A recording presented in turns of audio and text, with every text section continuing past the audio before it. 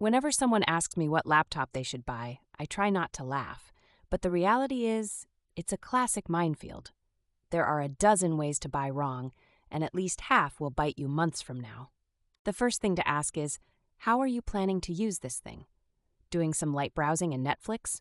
Or editing 4K drone footage while juggling 50 Chrome tabs? Your answer here changes everything, like to the tune of hundreds of dollars. One of the biggest mistakes people make is buying purely on looks. That cool MacBook sheen or metallic finish.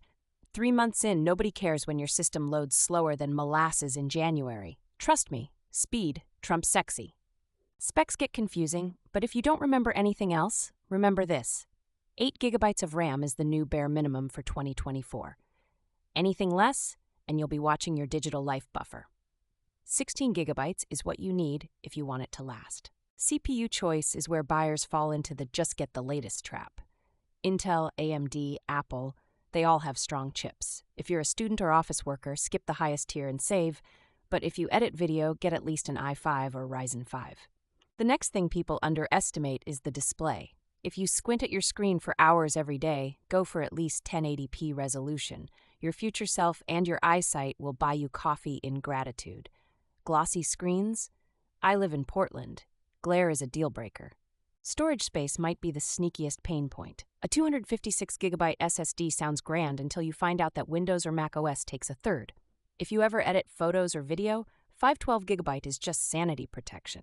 Pro tip, always check if storage is upgradable. Now, battery life ratings are basically optimism in a box. What they claim is almost never what you get in real life, especially after a year. Assume you'll get at least 25% less. If you move around a lot, 8 hours is a decent real-world target. Keyboard and trackpad quality rarely make it onto spec sheets, but for anyone who actually types more than a password, they matter wildly. Test before buying, or at least read obsessive Reddit threads. Your wrists will thank you after every essay.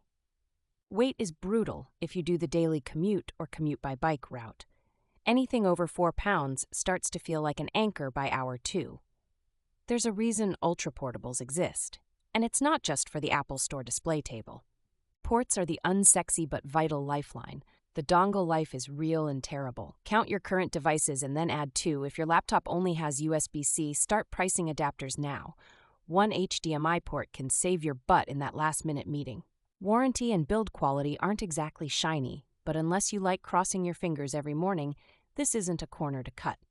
A solid warranty, even if it costs an extra $100, has a way of paying you back in repairs, stress, and days lost. Last thing, do not impulse buy during back-to-school sales just because they drop $50 off. If you regret it, you're stuck for years. Take your time, make a list, specs, needs, wants, and have someone talk you out of the wrong one, if only for sport.